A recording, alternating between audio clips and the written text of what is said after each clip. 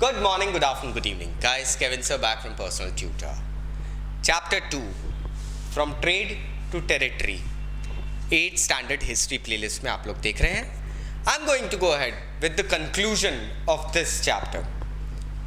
हमें एक चीज़ समझ में आ गई कि ईस्ट इंडिया कंपनी ने इस चैप्टर में हमें ये दिखा दिया था, समझा दिया है कि किस तरीके से एक ट्रेडिंग कंपनी के तौर पे इंडिया में एंट्री करी है and suddenly it came out to be a territorial leader और territory grabber, the right word. ये प्रोसेस पहले काफ़ी स्लो चल रहा था, लेकिन जब से steam technology and all Europe में इन्वेंट हुई या डिस्कवर करी दोस्तों, उसके बाद में this expansion took many folds, बहुत ज़्यादा तेज हो गया था. क्योंकि पहले नॉर्मली शिप से इंडिया आने के लिए 6 से 8 महीने लगते थे. We never had any Suez canal और anything. They used to travel in the Atlantic across the ports of Gibraltar and then Europe. फिर आते हैं हम लोग western Africa, northern western Africa, then you go down towards the southern Africa, फिर Cape of Africa से फिर घूम के इंडियन ओशन में आके इंडिया पहुंचना. 6 से 8 महीने लगते थे. स्टीम इंजन के इन्वेंशन के बाद this travel time was reduced to only 3 weeks. Can you just imagine 8 months 3 weeks. People started flocking to India. Business opportunity, business families, European families started dropping in India with like hordes. चलो we'll start setting up. Anglo-Indian जो community आज भी India में है, उसके बहुत सारे original inhabitants इस वक्त पे इंडिया आए थे. I'm not blaming them, but वो लोग भी एक नई जगह की तलाश में, हो सकता है कुछ पुअर लोग जो कि ब्रिटेन में एग्जिस्ट नहीं कर पा रहे हैं, वो लोग यहाँ पर आके शिफ्ट होना शुरू हुए थे. लेकिन कंपनी का जो एक रूल था एक्सपांशन का, वो इसमें और बद से बदतर होते गया था. इनफैक्ट वॉरेन हेस्टिंग जो कि फर्स्ट गवर्नर जनरल थे, he was impeached in the parliament, in the house of lords, by the house of lords and commons. He was impeached because he went ahead and very much extrapolated the Indian diaspora. बहुत ज़्यादा exploit भी करा था दोस्तों. हम ये चीज़ जानते हैं कि 1857 आते आते कंपनी ने 63% टेरिटरी के ऊपर तो डायरेक्ट रूल कर दिया था और 78% पॉपुलेशन जो थी इंडिया की वो उनके अंडर थी. 78%, 78% मतलब से आप देखो 22% पॉपुलेशन उनके अंडर नहीं है, बाकी 78%. That is a bloody major chunk. इतना बड़ा चंक उनके एक अंडर में ऑलरेडी आ चुका था. और इसके साथ दूसरी टेरिटरीज जो इनके अंडर नहीं थी, वहां पे इनका इनडायरेक्ट इन्फ्लुएंस चल रहा था. We know they were having their subsidiary alliances and all the things, तो वहां पर इनका एक इनडायरेक्ट इन्फ्लुएंस चल रहा था. एक तरीके से ईस्ट इंडिया कंपनी ने पूरे इंडिया को अपनी टेरिटरी में ले ही लिया था. Now there is a source over here elsewhere, कहीं और कुछ और चल रहा था. ये नाइजल वार्डन है, उसने एक बुक लिखी है chains that bind us, history of slavery at the Cape, 1996 में. ज़्यादा पुरानी बुक नहीं है दोस्तों. Slave trade in South Africa के बारे में बताया गया है.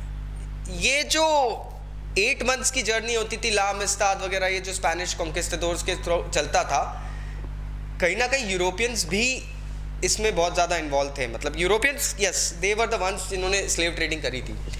एक Dutch trading ship southern Africa 17th century में आके रुकती है और बस soon after that slave trading शुरू हो जाती है. स्लेव ट्रेडिंग क्या होती है? एक टर्म लगता है बहुत आसान सा, लेकिन दोस्तों it is deep and derogatory. People are captured, they are chained and then they are sold. Can you just imagine that? It brings tears to my eyes just by imagining that fact. Slavery ठीक है abolish कर दी थी, 1834 में slavery abolish कर ली, लेकिन boss उस वक्त भी केप में, अफ्रीका में हम बात कर रहे हैं, the tip, South Africa to be precise, 36,774 privately owned slaves थे, नौकर थे। एक ह्यूमन बीइंग को नौकर बनाना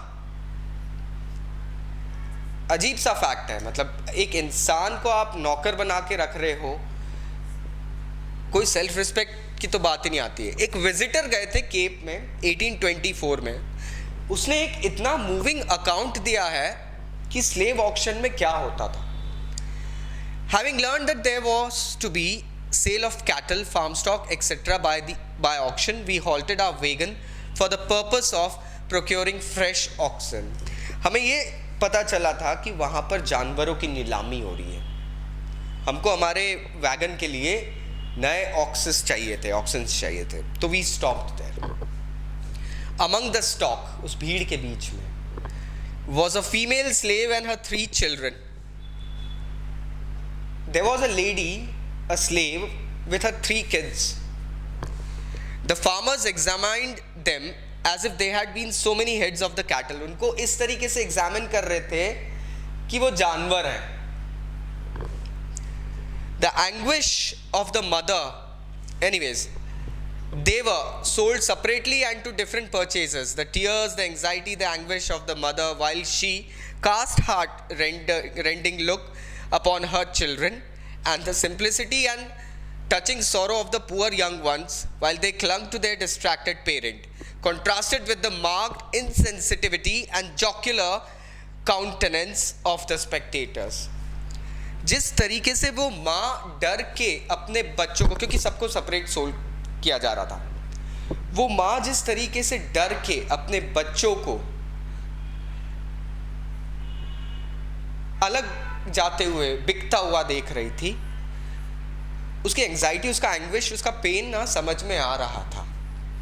और बच्चे, उनको कुछ समझ में नहीं आ रहा था कि चल क्या रहा है। They were like so innocent, they were just clinging on to their mother, trying to stay together, but they were being like ripped apart from her. इस वक्त एक कॉन्ट्रास्ट चल रहा था। ये जो टोटल इमोशन था ना, this had nothing to do with the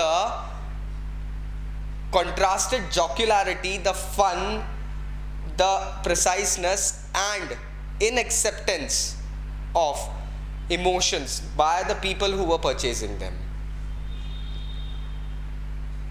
Yes, ये गंदा ट्रुथ है कॉलोनाइजेशन के साथ स्लेव ट्रेडिंग का। हमारे यहाँ पर इंडिया में इतना हुआ नहीं था, तो इसका मतलब ये नहीं है कि हम लोगों ने सफ़र नहीं करा। If you go to the Adivasi belt and all, things really had gone wrong. Anyways, that is a different topic. We'll be learning about that in coming chapters. I hope अब आपको ये टॉपिक क्लियर हुआ है, ये chapter clear हुआ है। दोस्तों, कुछ भी डाउट्स अगर रह जाते तो प्लीज़ नीचे कमेंट बॉक्स में कमेंट करना। You have my number, you can go ahead and text me out as well. Thank you very much. Take care. Bye bye.